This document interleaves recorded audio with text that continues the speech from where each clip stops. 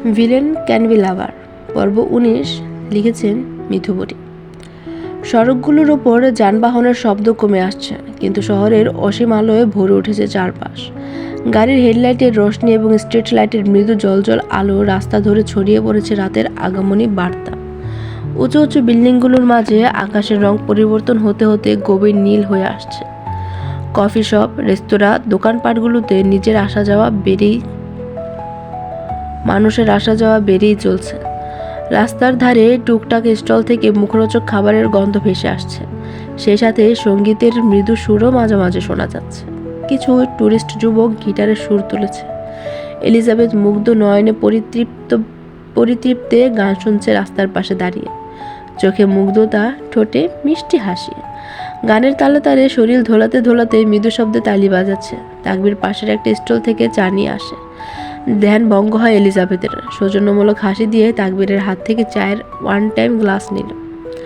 তাকবীরের ঠোঁটের কোণে অমায়িক হাসি বলল, হাঁটা যাক। এলিজাবেথ ম্লান হেসে মাথা নাড়ায়। গুটি গুটি পায়ে সামনে এগোতে থাকে যুগল প্রেম। দুজনের মাঝেই পিনপিন নীরবতা। এলিজাবেথ যেন ডুবে আছে সাগরের তলদেশে, দীপ্তময় অভাবে অভিব্যক্তি শূন্যের কোঠর। তাকবীরের নজরে আটকে তা। গলা খাঁকটি দিয়ে এলিজাবেথের অ্যাটেনশন নিতে চাইল। স্তম্ভতে ফিরে পেল এলিজাবেথ। ঘাড় ঘুরিয়ে তাকালো তাকবীরের দিকে। নিস্তেজ কণ্ঠ গহ্বর থেকে উচ্চারিত হলো, চোখজোড়া কিঞ্চিত ছোট করলো তাকবীর। পরপর বলল, কি এত ভাববা হচ্ছে? শেষের কথাটা ভ্রু উঁচিয়ে বলল। ফিসলে হাসলো এলিজাবেথ। অতঃপর রুষ্ট গলা আওড়ালো, এখন কি মনে মনেও কিছু ভাবতে পারবো না? তাকবীর সঙ্গে সঙ্গে প্রত্যুত্তর করল, না, তেমনটা নয়। ভাবতে পারবে, তবে অতীতের কিছু নয়, ভবিষ্যৎ নিয়ে ভাবো শুধু। থেমে ভাবুক ভঙ্গিমায় কিছুক্ষণ আকাশে চেয়ে থেকে গম্ভীর গলায় বলল, যেমন কোনো ব্র্যান্ডের জিনিস বেশি ভালো, নতুন কোন মুভি রিলিজ পেয়েছে, শহরে নতুন রেস্টুরেন্ট কোথায় লঞ্চ করা হয়েছে, কোন সানস্ক্রিনটা বেশি ভালো হবে, ইত্যাদি ইত্যাদি বলে ঠোঁট কামড়ে হাসতে থাকে তাকবীর। সানস্ক্রিন। এলিজাবেথ ম্লান হেসে তাকায় তাকবীরের পানে। মানুষটা কিভাবে সর্বক্ষণ তার কথায় ভেবে যাচ্ছে। সম্পূর্ণ এখতিয়ার থাকা সত্ত্বেও দেখাচ্ছে না কোনো রকম স্বামীর অধিকার। মুক্ত পাখির মতো ছেড়ে রেখেছে তাকে। ঠোঁট গোল করে ফোঁস নিঃশ্বাস ছাড়ে এলিজাবেথ। অতীতের কথা তো আমিও মনে করতে চাই না, তবে এত সহজে কি অতীত আমাদের ছেড়ে দেয়? বিষাক্ত দিনগুলোর কথা ভাবলে এখনও ঈশান কোণে মেঘ জমে। কথা শেষ করে লম্বা শ্বাস টানল এলিজাবেথ। থামলো তাকবীরের পা। গম্ভীর হলো কণ্ঠস্বর। ফিরে তাকালো এলিজাবেথের দিকে। কাদা মানে তোমার দুর্বলতা নয়, বরং এটা প্রমাণ যে তোমার অন্তরে অনুভূতি রয়েছে। তুমি জীবিত এবং অনুভব করছো অ্যালোকেশি। ভিতরে জমে থাকা কান্নাগুলোকে কি করব তবে? স্মৃতি হাসলো তাকবীর। অতঃপর উভয় হাতের চায়ের কাপে মৃদু সংঘর্ষ তৈরি করলো। এলিজাবেথের চকিতে সরে যায়। ভেবেছিল গরম চা হয়তো গায়ে পড়বে, কিন্তু আদত ভাবান্তর অনুযায়ী কিছুই হয়নি। শোনা যায় তাকবীরের ধীর কণ্ঠস্বর, দুঃখকে মনের কোণে জমিয়ে রাখা ঠিক নয়। চায়ের ধোঁয়ার সাথে ওগুলোকে হালকা করে উড়িয়ে দিতে জানতে হয়। তারপর জীবনের প্রতিটি মুহূর্তকে নতুন করে বাঁচতে হয়, হাসিতে ভরিয়ে তুলতে হয়। কারণ দুঃখ পুষে রাখলে মানুষের হৃদয়ে পাথর হয়ে যায়, চোখের জল শুকিয়ে যায়, আর অনুভূতিগুলো একদিন নিঃশব্দে ঝরে পড়ে। মন থেকে সমস্ত স্নিগ্ধতা মুছে দেয় ধীরে ধীরে। অনড়ভাবে চেয়ে থাকলো এলিজাবেথ। সাবলীল গলায় বলে, আপনাকে এত সুন্দর করে গুছিয়ে কথা বলা কে শিখিয়েছে? চিলতে হাসে তাকবীর। নিমিষেই পাল্টে গেল কৃষ্ণ গহ্বরের রং, চেহারার বিষণ্ণ ভাব। দৃষ্টি নিক্ষেপ করে সুদূর তারাময় আকাশে।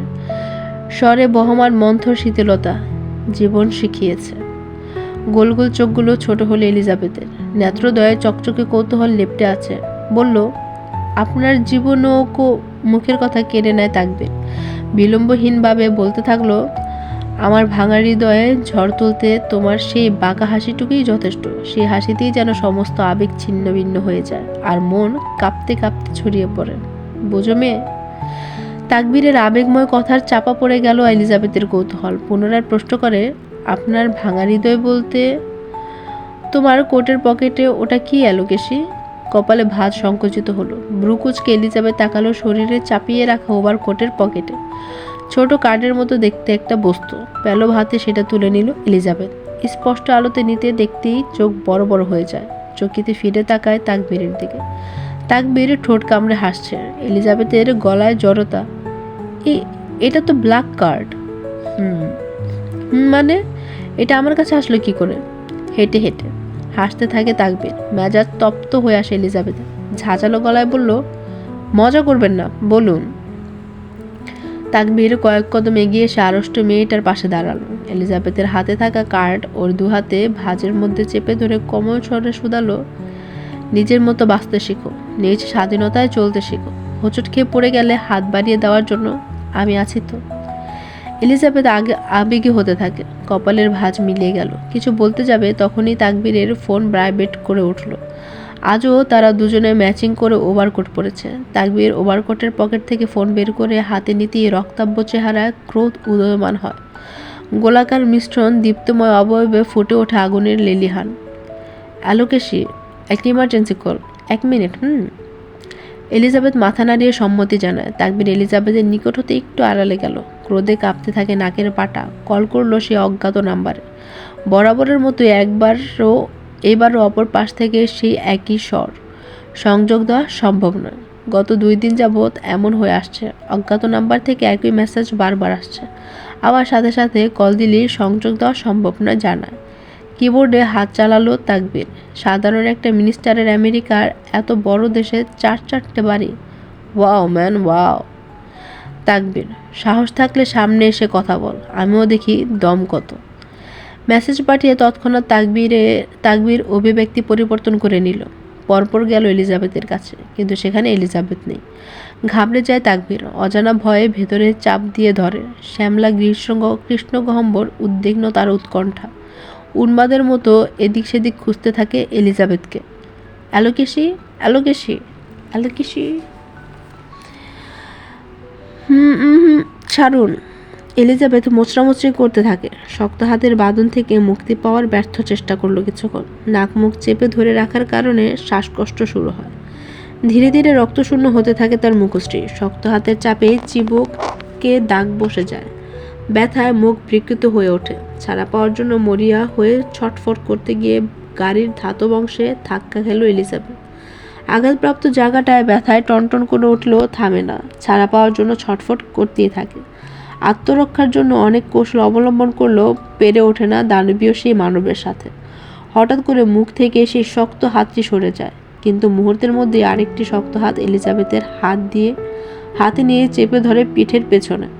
অধিক চাপ প্রয়োগের ফলে মুখ চেপটে গিয়ে উইন্ডোর মিররের সঙ্গে লেপটে যায়। মুষ্টিবদ্ধ হাতে ওর ঢেউ খেলানো চুল টেনে ধরা হয়। তখনই কর্কশ কণ্ঠের ভয়ানক স্বর ভেসে আসে, শীতল, কঠোর এবং তীব্র। এই হাতে ছুঁয়েছে না? উইন্ডো মিরর অবলোকন করা হয় রিচার্ডের হিংস্র চেহারা। ক্রোধে মটমট করছে ধারালো চোয়াল। 2 চোখে জ্বলছে অগ্নিকাণ্ড। ভেতর থেকে শুকিয়ে আসে এলিজাবেথের। শির দ্বারা বেয়ে গড়িয়ে পড়ল শীতল ঘাম। গলায় দলাও জমাট বাঁধে। সহসায় বহু কষ্টাতে আওড়ায়, আপনি। পিঠ পেছনে হাতের চাপ আরো ধীর হয়। চুলের মুঠে আরো শক্ত করে চেপে ধরে রিচার্ড। এলিজাবেথের গাল পিষে যেতে থাকে উইন্ডো মিররের সাথে।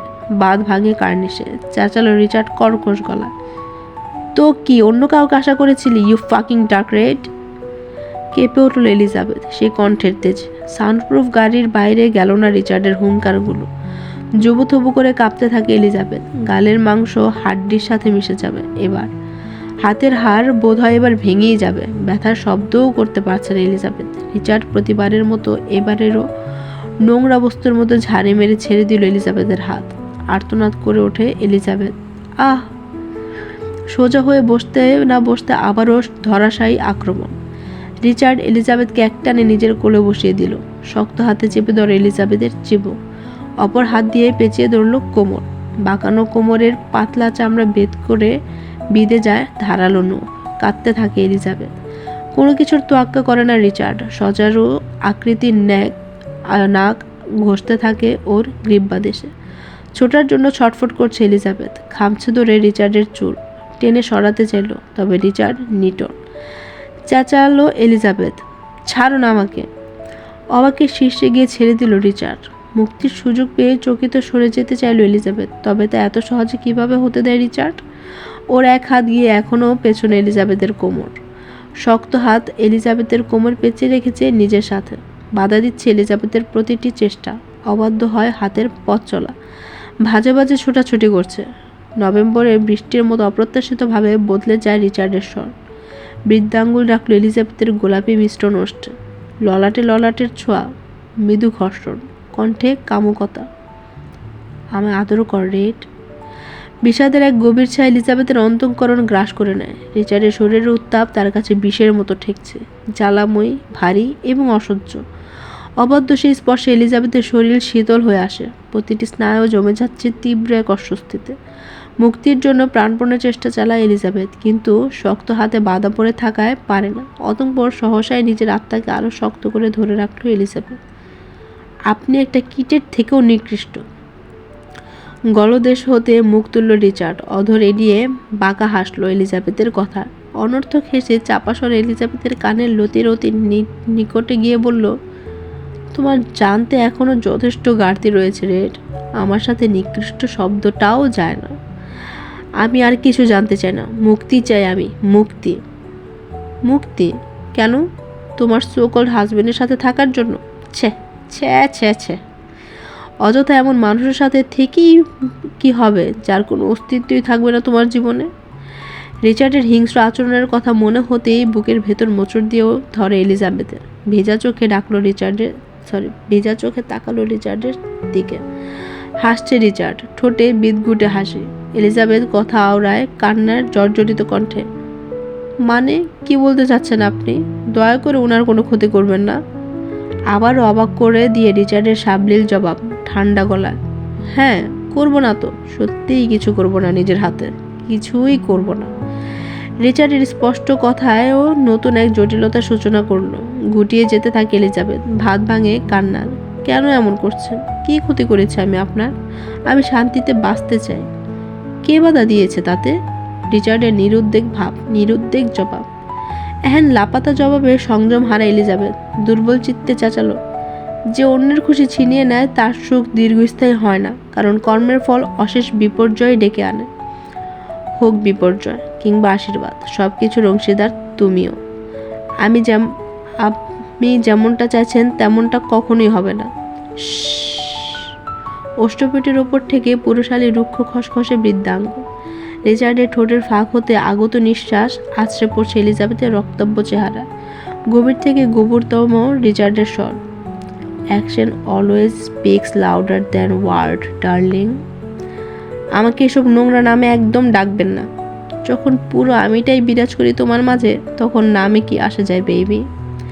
তৎক্ষণাৎ মিলে গেল দুটো ঠোঁটের বাজ। একত্র হয় একে অপরের শ্বাস প্রশ্বাস। প্রথমে কোমলতা, তারপর কোমলতা ছাড়িয়ে যায় হিংস্রতা। আচরণ হয় উগ্র, অধিক হয় যন্ত্রণা। রিচার্ডের বুকে অসংখ্য কিলঘুষি দিতে থাকে এলিজাবেথ। আটকে আসে নিঃশ্বাস। ধীরে ধীরে দুর্বল হতে থাকে এলিজাবেথের শরীর। থেমে যায় হাত পা ছোটাছুটি। শুকিয়ে গেল চোখের পানি। তবু অটল রিচার্ডের নিজের হিংস্রতার আধিপত্য বিস্তারে। গড়িয়ে গেল কিছু মুহূর্ত। ভালোবাসা নামক নৃশংসতার সমাপ্তি ঘটে বেদনা। ব্যাপারটা দারুণ না রেড? হানিমুন করতে আসছো হাজব্যান্ডের সাথে, অথচ। জোরে শব্দ করে কাঁদতে শুরু করে এলিজাবেথ। বুকের ভেতর জমে থাকা দুঃখ, অপমান, একাকিত্বতা যা প্রকাশ পায় কেবল চোখের জলে, এক অনন্ত বেদনা গড়িয়ে পড়ে বিন্দু বিন্দু কোণায়। যে মরিচাকা থেকে পালাতে চায় সে, কিন্তু সেখানেই পা পিছলে পড়ে যায় বারবার। আর সেই শ্বাসরুদ্ধকর বেদনা। আমি ওই যন্ত্রণা থেকে মুক্তি চাই। প্লিজ আমাকে ছেড়ে দিন। রিচার্ড কার্নাত নিজে শান্তি না পেলে কাউকে শান্তিতে থাকতে দেয় না। হারামি আমার রক্তে। এলিজাবেথ একই সুরে হাহুতাশ করে প্রলাপ করতে থাকে। অধিক সময় শ্বাস নিতে পারা কথা ভেজে ভেজে আসছে। সে সাথে কান্নায় বুঝে আসে গলা। ফ্যাঁস আওয়াজে আওড়ায়, আমি মুক্তি চাই। রিচার্ডের কাটকাট গলায় বিলম্বহীন জবাব, সম্ভব নয়। এলিজাবেথ প্রথমবারের মতো পূর্ণ দৃষ্টি নিক্ষেপ করল রিচার্ডের চওড়া তামুকে। রাস্তার সোডিয়াম আলোতে কিছুটা আলোকিত হয় গাড়ির ভেতর। আদো আদো আলোতে সর্বপ্রথম অবলোকন হয় রিচার্ডের গালের আক্রমণাত্মক কাটা দাগ। আজকের চাহনিতে ছিল না কোনো ঘৃণা, বিষাদ, ছিল অবক্ত কিছু একটা। মানুষ তো তোদের জোর করে নিজের সাথে রাখতে চায়, মানুষ তো তাদের জোর করে নিজের সাথে রাখতে চায় যাদের তারা ভালো আকস্মিক জ্বরের বেগে ছিটকে গিয়ে সিটে পড়ল এলিজাবেথ। কাঁধে আঘাত লাগলো গাড়ির ডোরে লেগে। গ্যাংস্টার বস ফিরে গেল তার নিজ বৈশিষ্ট্যে। রং পরিবর্তন হলো সমুদ্র নীল গভীর চোখজোড়া। হিংস্রের গর্জনে কেঁপে উঠল এলিজাবেথ। আমার সাথে এসব যায় না, একদমই না। আমি রিচার্ড কার্নাথ। নমনীয়তা অনুগত্যতা তো একদমই না। আর তুই, you are nothing but a piece of shit to me, a girl who just pisses me off, someone I hate more than anything. গলায় দলা কুণ্ডলি পাকিয়ে রাজত্ব কায়েম করলো কান্না এলিজাবেথের। এত ঘৃণা, তবুও কেন এত জোর জবরদস্তি? অতর্কিতে কণ্ঠনালী আরও চেপে ধরল রিচার্ড। তীব্র কোদে দাঁতে দাঁত পিষতে থাকে। এবার একটুও ছটফট করেন এলিজাবেথ, বরঞ্চ অনড়ভাবে চেয়ে থাকে রিচার্ডের দাঁড়ালো চিবুকে। গলা ছেড়ে চেঁচাতে থাকলো রিচার্ড, কারণ এইটাই আমার বৈশিষ্ট্যের সাথে পারফেক্ট। তোকে ছিনিয়ে এনে আবার খাঁচায় বন্দি করো আমার হাতের মুঠোয়। কিন্তু করছি না কেন জানিস? কারণ তোর চোখে সেই আফসোসের ছায়া দেখতে চায়, যে চোখ আমাকে ছাড়া অন্য কাউকে বাছাই করার সাহস করেছে। নিজের সিদ্ধান্তের জন্য অনুশোচনায় জ্বলতে দেখার মজা নিতে চাই আমি। আমার থেকে দূরে গিয়ে শান্তি পাবি এমনটা সম্ভব না। জ্বলে পুড়ে ছারখার হয়ে তুই একদিন নিজেই আমার সামনে আত্মসমর্পণ করবি। আমি সুস্থ নই, একটুও নই, পুরোপুরি সাইকো আমি। একদমই কথাগুলো বলে থামলো রিচার্ড। তবে এতেই পৈশাচিক আত্মা শান্তি পায় না। রিচার্ড পাশের সিট থেকে হাতড়ে গাড়ির চাবি খুঁজে বের করল। আশাবাদী জিনিসটা পেয়ে ঠোঁটের কোণে রহস্যময় হাসি ফুটে উঠল। অতঃপর করে বসলো এক ধরাশয়ী কাজ। চাবিতে প্রেস করে ডোর লক খুলল প্রথমে। অতঃপর লম্বাটে পা দিয়ে এক ধাক্কায় খুলে ফেললো ডোর। কোনোরূপ আন্দাজের আগে এক ধাক্কায় এলিজাবেথকে ফেলে দিল গাড়ি থেকে। ছিটকে গিয়ে নিচে পড়লো এলিজাবেথ। ভাজে ভাজে কুঁচকে যায় নাকমুখ যন্ত্রণায়। সহসায় সয়ে নিল সকল ব্যথা। একটুখানি শব্দ অবধি করলো না। ওর বেদনার্থক চোখ চেয়ে আছে রিচার্ডের নীল মণিতে। রিচার্ড দুই পকেটে হাত ঢুকিয়ে গাড়ি থেকে নেমে শটানভাবে দাঁড়িয়ে পড়ন্ত এলিজাবেথের সামনে। ওর চোখে আগুনের মতো দহন, যেন প্রতিটি দৃষ্টিতে স্বীকার করার পৈশাচিক তৃষ্ণা। স্বর গভীর, কঠিন আর শীতল ধ্বনিতে আচ্ছন্ন। If you am the beauty, BD, if you am BD beauty, I shall personify the monster. যদি তুমি সৌন্দর্যের প্রতিমূর্তি হও, তবে আমি হব দানবের জীবন্ত রূপ। সাথে সাথে দুলো উড়িয়ে চলে গেল কালো গাড়িটি। একরকম নীরব যন্ত্রণায় সেখানে অনুভূতিগুলোর শেষে আঘাত থেকে সবচেয়ে তীব্র। দীর্ঘদিনের সম্পর্ক যখন অবশেষে ছিন্ন হয়ে যায়, তখন তাতে থাকা প্রত্যাশা, সুখ ও প্রাপ্তির অবসান ঘটে এক বিষাদময় সত্য। ভালোবাসার নৃশংসতার মধ্যে যে সম্পর্ক, তার শেষ হয় একটি শূন্যতা, যা পুরনো অনুভূতিগুলিকে মুছে ফেলে রেখে যায় কেবল ক্ষত। ঠিক সেই দৃষ্টিতে এখনও সামনে তাকিয়ে আছে এলিজাবেথ। অ্যালোকেশি। দূর হতে আকুলতা ভরা স্বরে ডাকতে ডাকতে ছুটে আসে তাকবীর। এসেই হাঁটু মুড়ে বসে এলিজাবেথের পাশে। ওর গভীর চোখজোড়া এলিজাবেথের পা থেকে মাথা পর্যন্ত দেখতে থাকে। অস্থির কণ্ঠস্বর, অ্যালোকেশি, তুমি এখানে কি করে? আমি কখন থেকে খুঁজছি জানো? তোমাকে না পেয়ে আমার অবস্থা কি হয়েছিল? নিস্তেজ স্বর এলিজাবেথের। হাঁটতে হাঁটতে দিকে চলে এসেছিলাম, পরে আর রাস্তা খুঁজে পাচ্ছিলাম না। সম্পূর্ণ ঘটনা চেপে গেল এলিজাবেথ। তাকবীরের চোখজোড়া রেহাই পেল কাতরতা, অনুভূতি প্রবণতা থেকে। চোখে কিঞ্চিত ছোট করে তাকে এলিজাবেথের পানে। বলল, ফোন তো সাথেই ছিল, একটা কল করতে পারতে আমায়। অযাচিত কারণে বুক জোড়া পড়ছে এলিজাবেথের। ছটফটিয়ে উঠল, চলুন না হোটেলে যাই, আমার শরীর খারাপ লাগছে। কিন্তু প্লিজ। ওকে ওঠো। তাকবীরের সাহায্যে উঠে দাঁড়ালো এলিজাবেথ। সোডিয়াম লাইটের আলোতে ফুটে উঠল এলিজাবেথের ক্ষীণ অবয়ব। চিন্তার ভাঁজ সংকুচিত হলো তাকবীরের ধারে। নজর গেল ওর ঠোঁটে। তোমার ঠোঁট ফোলা ফোলা লাগছে কেন অ্যালোকেশি? অজান্তে এলিজাবেথের হাত চলে যায় ঠোঁটে। অনুভূত হলো তীব্র জ্বালা। কিছুক্ষণ আগের ভয়াবহ ঘটনার স্মৃতি যা তাকে দিচ্ছে। চোখে অস্বস্তি, মনে তীব্র কষ্টের অনুভূতি। আশেপাশের পরিবেশে অদৃশ্য কোনো ভার নেমে আসলো। অন্তর্মহল সিক্ত হয়ে ওঠে সে অদ্ভুত অশান্ত আবহে। পোকায় কামড় দিয়েছে হয়তো। তাকবীর শুধু এক পলক তাকালো এলিজাবেথের পানে, প্রত্যুত্তর করল না। হাঁটা দিল হোটেলের উদ্দেশ্যে। নতুন বছর আসতেছে তো, কি চাস নতুন বছরে? আমাকে ভণ্ডামির পথ থেকে ফিরিয়ে আনবে নতুন বছরে এমন একজন দয়ালু মানুষ চাই। শালা, তোকে একজন কেন 10 জনেও ফিরিয়ে আনতে পারবে না, বেশি নষ্ট হয়ে গিয়েছিস। নটির পোলা, তুই কোন খ্যাতের মুলারে? উত্তরবঙ্গের।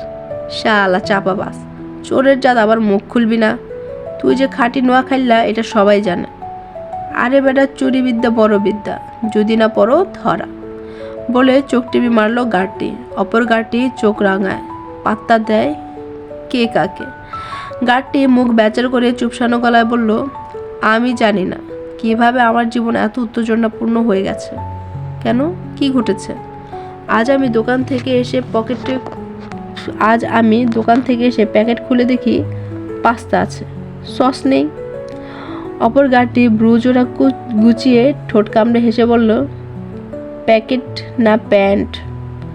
কাঁচোমাচো হয়ে জবাব আসে, আপনারা যা ভালো বুঝেন। গার্ডটি ফিক করে হেসে দেয়। কিছু বলতে যাবে তখনই শোনা যায় কারোর পায়ের শব্দ। সেই তারা শক্ত হয়ে যায় ওদের। ন্যাসোকে আকস্মিক দেখতে পেয়ে ঘাবড়ে গেল। কেউ আশা করেনি ন্যাসো এত জলদি ফিরে আসবে। বস, আপনি? নতদৃষ্টি নিবিষ্ট করে গার্ডরা। কোনো এক গুপ্ত কারণে সকলেই ভয় তটস্থ হয়ে আছে। ন্যাসো কোনো প্রত্যুত্তর করে না, শক্ত দৃষ্টি নিক্ষেপ করে গমগমে পায়ে বেসমেন্টের ভিতরে যায়। বুক শুকিয়ে আসে সকলের, একে অপরের দিকে চাওয়াচাই করছে। ন্যাসো নিজেও জানে না সব কাজ ফেলে সবার আগে তাকে বেসমেন্টেই কেন আসতে হলো। সবিতা বেগমকে খাঁচা থেকে বের করে অন্ধকার ঘরে আটকে রাখা হয়েছে, যেখানে শুধু একটি দরজা, নেই কোনো জানালা, এক বিন্দু আলোর দেখা নেই। 3 বেলা খাবারও দেওয়া হচ্ছে এখন। গার্ডের কাছ থেকে যতটুকু জানতে পেরেছে, ন্যাসো প্রথম 3 দিন ইব্রাত ঠিকঠাকভাবে খেলেও 2 দিন ধরে কিছুই মুখে তুলছে না ইব্রাত। এটা শোনার পর কেন যেন নিজেকে ধরে রাখতে পারলো না ন্যাসো। মেঝেতে ঝিমোচ্ছে ইব্রাত, ত্বকে নেই আর সেই লাবণ্য। মায়াবী চোখ জোড়া নিচে গর্ত, কালো দাগ, ভাসমান গলদেশের হাড্ডি। ইব্রাতের এই অবস্থা দেখে অপ্রত্যাশিতভাবে ন্যাসো দূরে দাঁড়িয়ে ফোঁস নিঃশ্বাস ছাড়ল। পরপর ব্যগ্র পায়ে এসে দাঁড়ালো ইব্রাতের সামনে। কারোর উপস্থিতি টের পেয়ে দুর্বল চিত্তে মাথা তুলে ইব্রাত। ন্যাসোকে এতদিন পর দেখতে পেয়েও অভিব্যক্তিতে নেই কোনো পরিবর্তন। দৃষ্টি নত করে আবারও। ন্যাসো খুব অবাক হলো বটে। তার আশা ছিল অন্যরকম, একটু আবেগপ্রবণ, বাচ্চামি, আর একটু। আবার কি নতুন নাটক শুরু করেছ? খাচ্ছ না কেন? ইব্রাত নীরব, নিঃশব্দ। কি হলো, কথা কারা যাচ্ছে না? এবারও নিশ্চুপ ইব্রাত, যেন মুখে কুলুপ এঁটেছে।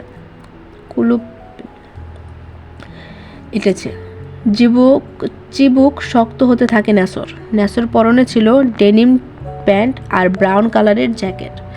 ব্রাউন কালারের জ্যাকেটের সাথে স্বয়ংসম্পূর্ণভাবে অবলীলায় মিলে গিয়েছে ব্রাউন দাঁচের চোখ জোড়া।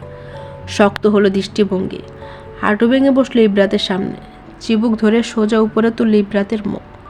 ইব্রাতের পাপড়ি জোড়া ভেজা, কম্পিত হচ্ছে শরীর। অস্বাভাবিক লাগতে থাকে সব কিছু ন্যাসোর। হঠাৎ চোখ গেল ইব্রাতের গলার পাশটায়। নখের আঁচড়ের দাগ স্পষ্ট। কিছু কিছু দাগের উপর সিক্ত তাজা রক্ত শুকিয়ে জমাট বেঁধে আছে। অনিশ্চিত কারণে বুকের ভেতর জ্বলন শুরু হয় ন্যাসোর। চওড়া তামুকের আভা পরিবর্তন হলো। শান্ত গোছের মানবের মুখে ফুটে ওঠে অযাচিত ক্ষুব্ধতার ছাপ। ওর তীক্ষ্ণ মস্তিষ্কে বার্তা জানান দিয়ে দেয়, এখানে কিছু ঘটেছে, যা ঘটার কথা ছিল না। শক্ত হাতে চেপে ধরল ইব্রাতের চিবুক। বিজলি চমকানোর মতো গর্জন ন্যাসোর। সত্যি করে বল, কে করেছে? ন্যাসোরও শশব্যস্ত বিদ্যুৎ বেগী চাহনি দেখে আরো বেশি করে কাঁপতে থাকে ইব্রাত। ফ্যার ফ্যার করে কেঁদে দেয়। অধৈর্যের পরিচয় দিল ন্যাসো। আবারও চেঁচালো, বল, কে ছুঁয়েছে তোকে? ইব্রাত এই নরকেও যেন এক টুকরো ভরসাযোগ্য ঠাঁই পেল। খামচে ধরল ন্যাসোর জ্যাকেট। হাওমাও করে কাঁদতে থাকে। কোথায় ছিলেন আপনি? আর একটু হলেই আমার সর্বনাশ হয়ে যেত। ওর কান্না একটুও গায়ে লাগলো না ন্যাসোর। ইস্পাতের মতো শক্ত বুক থেকে টেনে ওর মুখ সামনে আনলো। উগ্রভাবে চেঁচাতে থাকে, আমার ধৈর্যের ভাত ভাঙবি না, বল, কে তোকে ছোঁয়ার স্পর্ধা দেখিয়েছে? ইব্রাত মুখে কিছু না বলে শুধু কাঁপতে কাঁপতে ভয়ার্ত চোখে সামনে তাকায় এক গার্ডের দিকে। ন্যাসো ইব্রাতের দৃষ্টি অনুসরণ করে তাকালো সে গার্ডের দিকে, যে এক কোনায় দাঁড়িয়ে আছে জড়সড় হয়ে। তার পা অসম্ভবভাবে কাঁপছে। ন্যাসোর চোখে মুখে আবির্ভাব ঘটল ভিতরের ঘুমন্ত সেই নরখাদকের। ঝড়ের বেগে গিয়ে গলা চেপে ধরল গার্ডটির। বাকি গার্ডরা তটস্থ হয়ে দূরে সরে যায়। এগোনের সাহস নেই কারোর। ন্যাসো প্রথমেই পায়ে আঘাত করে নিচে ফেলে দেয় গার্ডটিকে। গার্ড নিচে পড়তেই হামলে পড়ে তার উপর। হাঁটু গেড়ে বসলো গার্ডের বুকের উপর। ন্যাসর চেহারায় বিকৃত ক্রোধ। জলে টইটম্বর করা চোখে ঢুকিয়ে দিল তর্জনী। চোখের কালো মণি গলে ছিটকে কালো তরল এসে পড়ে ন্যাসর মুখের ওপর। হাত পা ছুঁড়ে ছটফট করতে থাকে গাঢ়টি অসহ্যকর যন্ত্রণায়। কিছু মুহূর্তের ব্যবধানে ন্যাসর অপর চোখেও ঢুকিয়ে দিল তর্জনী। এতেই ক্ষান্ত হয় না। সহসা তর্জনী ঘুরাতে থাকে ক্ষতবিক্ষত চোখের ভিতর। তাজা রক্তে সিক্ত গার্ডের মুখমণ্ডল, গড়িয়ে গড়িয়ে রক্ত আর মণির তরল অংশ মেঝেতে পড়তে থাকে। এই ভয়ঙ্কর দৃশ্য দেখে শক্তপোক্ত গোছের বাকি গার্ডরাও গা শিউরে ওঠে। ন্যাসো নিজের কাজে অনড়, ক্রমাগত আরও নৃশংস হতে আচরণ। এই চোখ দিয়ে নোংরা দৃষ্টি দিয়েছিলি না? পকেট থেকে ছোট একটা পকেটে নাইফ বের করলো ন্যাসো। প্রথম করাঘাতেই হয় বুক পাঁজরের মাঝটায়। এভাবে একের পর এক আঘাত করতেই থাকে ন্যাসো। তাজা রক্তে সিক্ত হয় পুরো মেঝে। চেঁচানোর মতো অবশিষ্ট শক্তিও থাকে না শরীরে গার্ডের। অসাড় হয়ে আসে সমস্ত শরীর। চোখের সামনে নেমে আসে আধার, ফালি ফালি হয়ে যায় বুক। তবুও হিংস্রতা কমে না ন্যাসর। ফিনকি দিয়ে ছিটকে আসা রক্তে আড়াল হয়ে যায় ন্যাসর নিজস্ব গায়ের রং।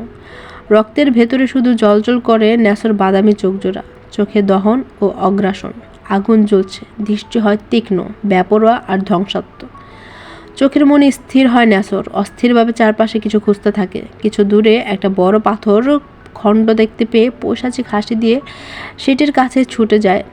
অধিক ওজনের পাথরটা তুলতে একটু বেগ পোহাতে হলো ন্যাসর। তবুও সুঠাম দেহের অধিকারী ন্যাসর তেমন খাটতে হয়নি। আবারও তেড়ে আসলো রক্তাব্য গার্ডের কাছে নিস্তেজ দেহ। প্রাণ পাখি উড়াল দিয়েছে সে কখন?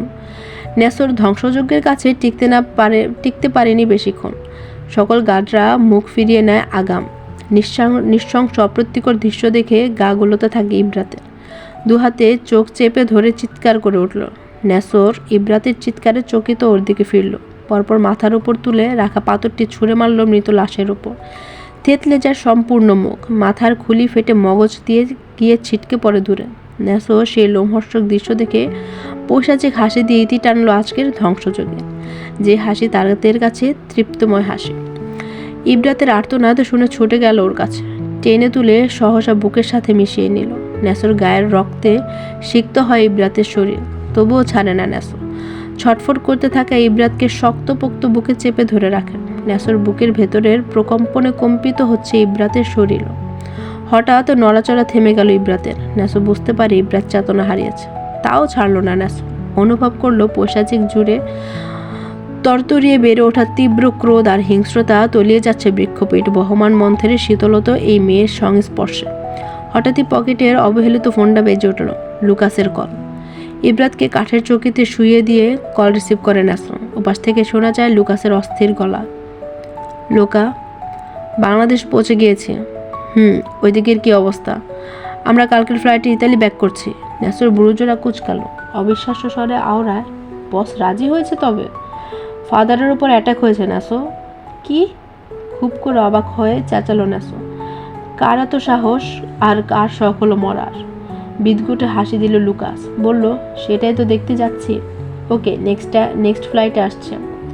না না, একদম না। এই মুহূর্তে তোমার বাংলাদেশে থাকা অনেক দরকার। একটা ব্যাঙ্ক অ্যাকাউন্টের নাম্বার পাঠিয়েছি দেখো। 1 ঘন্টার ভেতরে এই অ্যাকাউন্টের সকল ডিটেলস লাগবে বসে। ওকে। কল কেটে দেন আসো।